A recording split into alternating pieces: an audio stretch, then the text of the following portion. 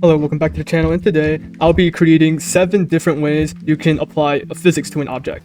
So here are the 7 different types of physics I'll be applying, and I'll be applying one to the player character and one to a part. And the part will also have a collision detector to see if the type of velocity I used, or physics, is reliable in that regard.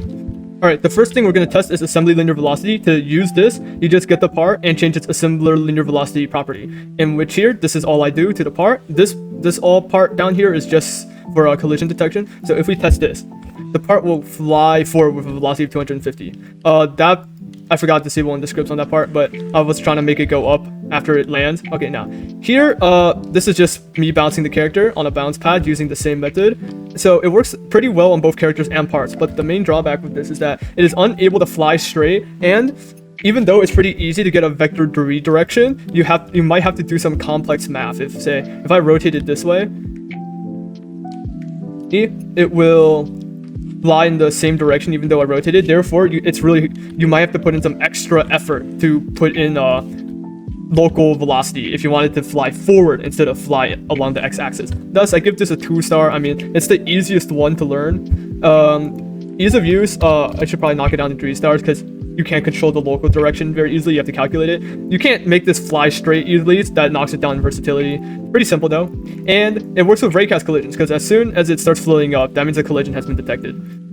Alright, next test is the ApplyImpulse, and I took multiple takes of this to try to make it efficient. And this one is probably the worst one that's going to be in this video. So fires it with 100, and ooh, okay, it detected with a very small margin of error.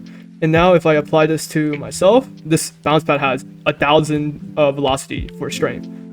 So the problem with this is that applying it to a character looks like it gives inconsistent results when you apply it to a character with different velocities, because as I'm going down, it seems to apply a much greater impulse depending on how fast I'm crashing down. So probably not very good with player characters. The part detected it very quickly, which is weird because I had a tunneling issue with the raycast collision with ApplyImpulse specifically. Damn, okay, it's getting off a pretty good margin of error. However, because it's so inconsistent with...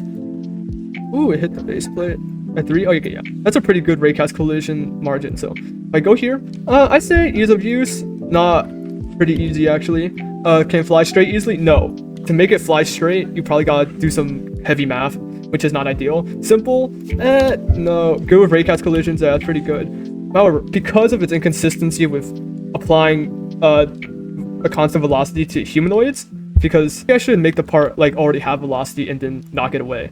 But yeah, because of the inconsistency, I would have to rate this a 1-star method. Next method is LinearVelocity, which is an object, and to set it up on a part, you have to add an attachment to the part, then add in a linear velocity, and apply the attachment 0 to the attachment inside the part. Then you can set your vector, or you can set it with a script, which I've done right here. I set the velocity here and then enable it when I want to make it move.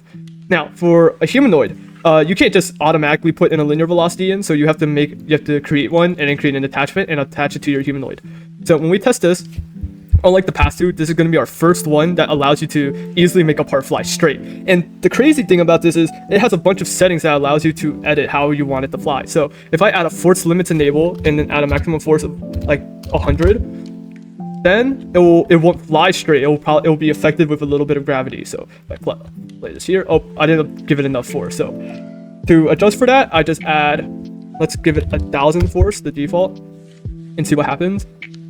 Now with 1,000 force, it still isn't enough, but my point is it makes it versatile. On top of that, unlike the last two, you can make it relative to an attachment, to its own attachment. On top of that, it has the option of being relative to a secondary attachment, creating a new attachment you can add on if you wanted to move relative to another object, giving it extreme versatility, though I've never actually used the second attachment relativity. So if I set it to be relative to its own attachment, which is attachment 0, and then rotate it this way and give it back, or let's increase the max force again.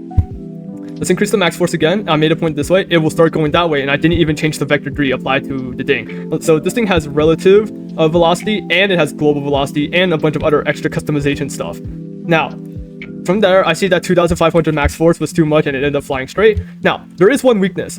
So if you want to remove the velocity, like in case it like flies off into the void forever, see here, there's no collision and it suddenly stops. It only stopped because I added a wait statement that will destroy the velocity after a while. So this thing doesn't really turn off by itself. unlike the other ones, which decay by itself because you're only applying velocity. This one applies a force to achieve a certain velocity. So ease of use, not very easy to use. Can fly straight easily, definitely. Simple, it's pretty simple, but I'll give it 4 stars. Good with raycast collisions, very. Overall, I give this a 5-star rating because it's super simple. Easy. I think it's pretty easy to use once you like experiment with it. It gives you so many options. It's really good. This is a one use case for attachment 1 if you want to use the relative attachment 1 feature where you can make it relative to a different attachment that's not itself. Man, linear velocity is very, very versatile. Alright, next is VectorForce. VectorForce is best used in conjunction with other stuff that I will introduce into this video. Because the main use VectorForce has that no other thing can do is that it can cancel out gravity. I know there's a line force, but they both apply force. It's basically the same thing. But VectorForce is what I personally use. So the gravity in workspace, if you don't know, is 196.2. So if you get the mass of an object and then multiply it by the gravity, it will cancel out gravity. That's the force needed to cancel out gravity. So that's how you can use it to make parts fly straight. But if you don't want them to fly straight, you want them to curve down, you can lower it below gravity. So I lowered the gravity by 10, so it will go downward a little bit. And being able to cancel out gravity is cool because if I were to test it on my character, if I stand on the floating part, gravity is removed. I think I increased it too much. Actually, I don't know why it started going up, but it allows you to accelerate your character very quickly. And unlike line vector where you need additional scripts to accelerate you, this one does it automatically. So if you're like really lazy and you don't want to script your own acceleration, you want to use VectorForce. And overall, just using VectorForce is not very good, but it can fly straight easily. It's simple. It shares all the conveniences of linear velocity that you can set a relative attachment. Good with raycast collisions. I set the force really high. That's why the raycast was so bad in the showcase, and it kept stopping really far from the wall. That's just my bad. That's my scripting ability, not VectorForce in general. So it's overall 3 stars, best used in conjunction with other stuff. Alright, the next thing to test is Lerp, and here's the script for lerping, and I'm gonna have to quickly explain what Lerp does. But for the benefits in the physics engine, unlike the other things where you apply velocity, this one just changes the position over and over to make the illusion of velocity. So since it controls the position, we can make it easily straight fly. However, there are a lot of drawbacks. As you can tell, the projectile was pretty sloppy because of even though I made it Lerp, I tried to make the precision of the Lerp really high, but it should Lerp 1% to its goal every time. So what lerping is let me activate the script. So it's a function. You get 2 C frames. You get the starting C frame, and you type in Lerp and you put C frame B. Then you put in a decimal. This decimal will get this basically what it says is from this C frame to this C frame, make a C frame that is 50% between these two. Or it could be from this C frame to this C frame, what is the C frame that would be 20% from C frame A to C frame B? And to illustrate this, I have this code right here. So this is C frame A, this is C frame B. So when I play this, I will create a C frame for every percentage.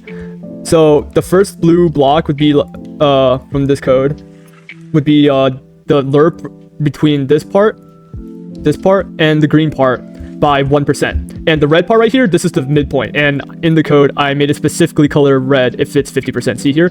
In this loop, the I is 1 to 50. So to get 50%, which is the halfway point, 25 is halfway through the loop. 25 divided by 50 is 50%. It will color it red. So this is the 50% Lerp C frame.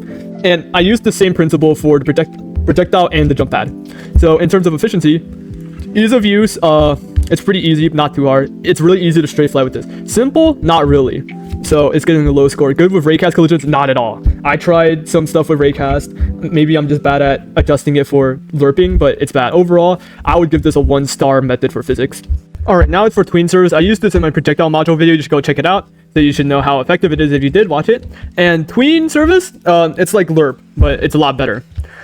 Instead of having to calculate every you have to put in the percentage for every part of the movement of the ding, all you have to do is put the end position, and it makes all the in-betweens for you. So I'm gonna look. Here's the code for the block. So I get the original. Oh wait, no, this thing's useless. You don't need this. All right.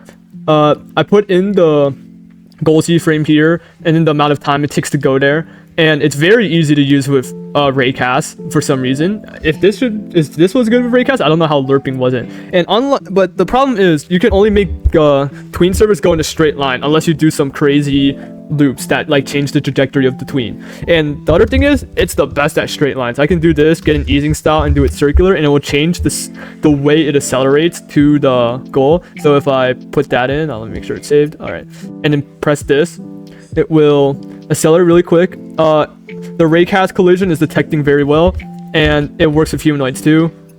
So this is ease of use. Not the easiest. Can fly straight easily, yes.